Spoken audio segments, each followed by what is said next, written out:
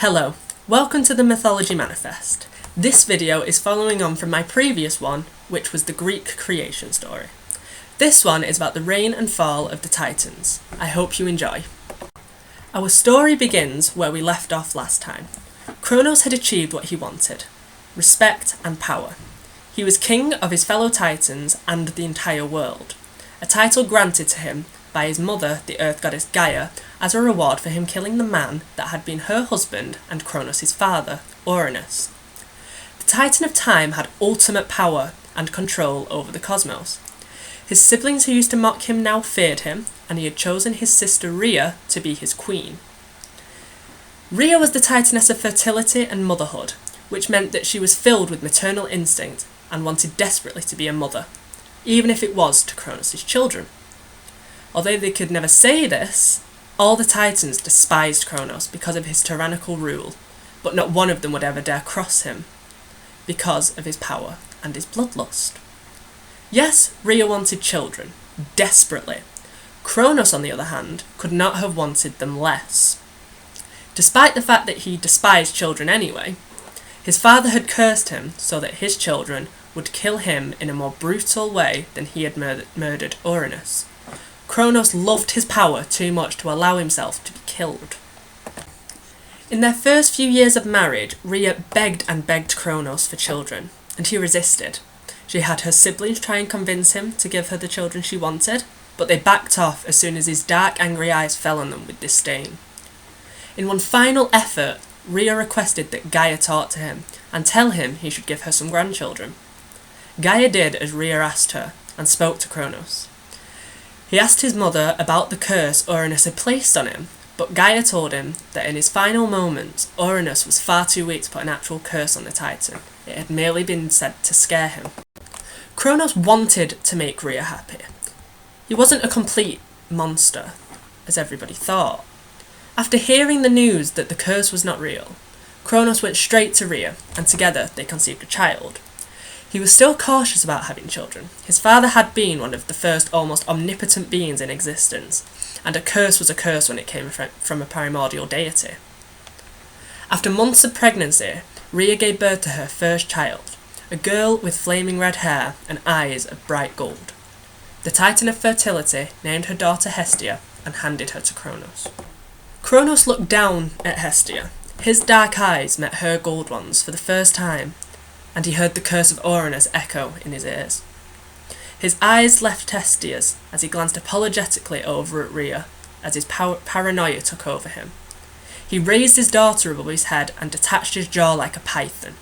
He dropped Hestia into his mouth and swallowed her whole as Rhea cried out in harrowing pain as her husband ate their child. I would love to tell you that Rhea either killed Kronos or, like a normal person, divorced him. But unfortunately she did not. Instead, she stayed with him and kept on trying to convince him to have children with her that he wouldn't eat. You know, the normal everyday conversation new parents are going to have. Every time Kronos agreed, and every time he ate the child. After Hestia, this happened 4 more times. Each time, Rhea would name the child. She had Hera, Demeter, Hades, and Poseidon, in that order. She would hand them over to Kronos, who would look at them for a moment like a father. Then his paranoia would take over, and he would devour the child whole, like he did Hestia, and each time it left Rhea torn apart. The final time that Rhea found herself pregnant was a surprise. She had not meant to get pregnant by him again. She despised him, as Gaia had despised Uranus. Because she was the Titan of motherhood, Rhea felt it was her duty to protect children, and thus far, she had failed. She promised herself and her unborn child that she would not fail again. She went to her mother, Gaia, and begged her to help protect the baby. Mother Earth promised she would hide the baby until he was fully grown. Rhea thanked her and left, but she knew she was still going to have to give Kronos something to eat in the place of the child. When the time came, Rhea gave birth in a secret cave to a boy with eyes the same blue as cloudy sky.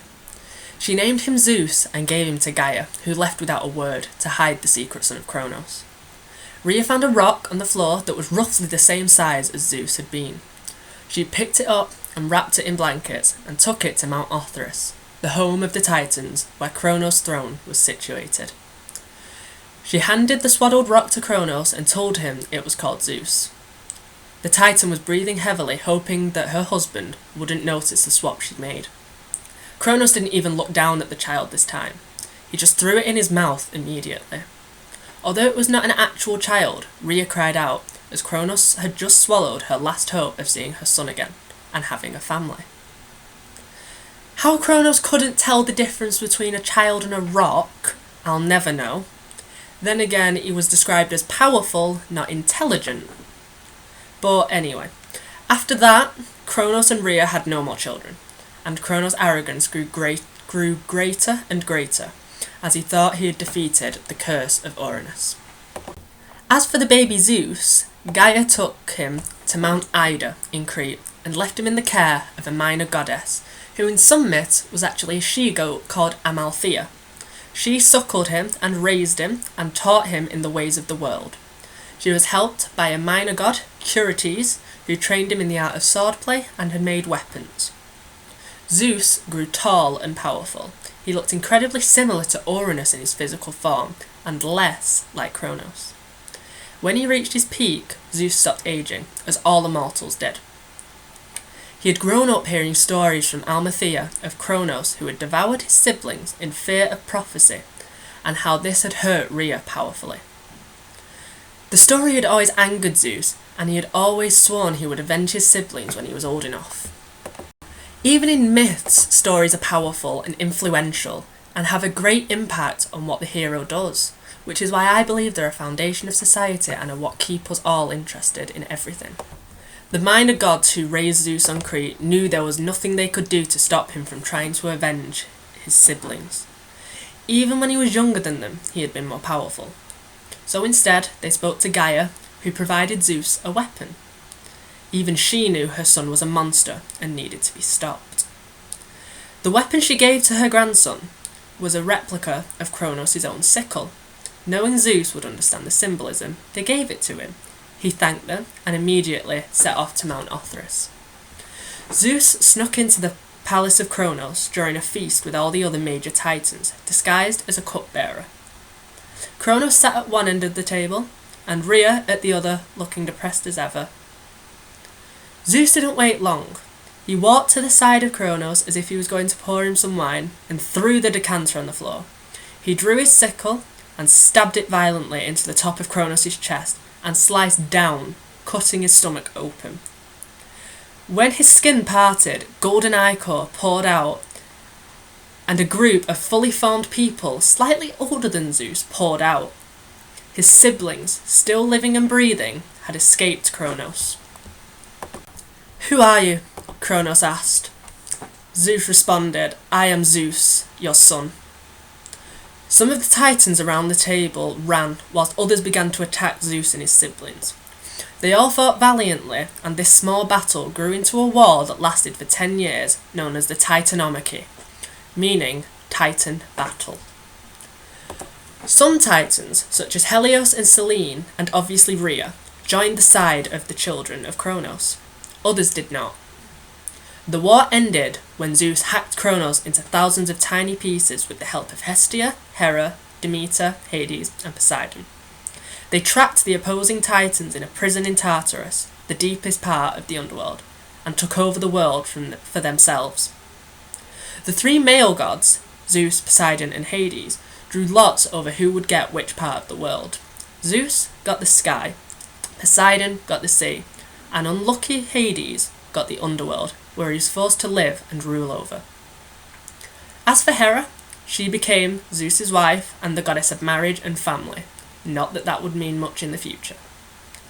Demeter became goddess of the harvest, and Hestia became goddess of the hearth and domestic life.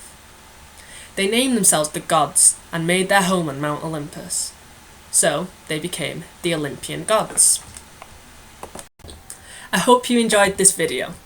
In my next one, I will be discussing the birth of Athena. If you did enjoy this video, please like and leave a comment suggesting video ideas. If you really like this video, please subscribe. Please do keep on watching, as it really helps to keep classics alive. See you next time on the Mythology Manifest.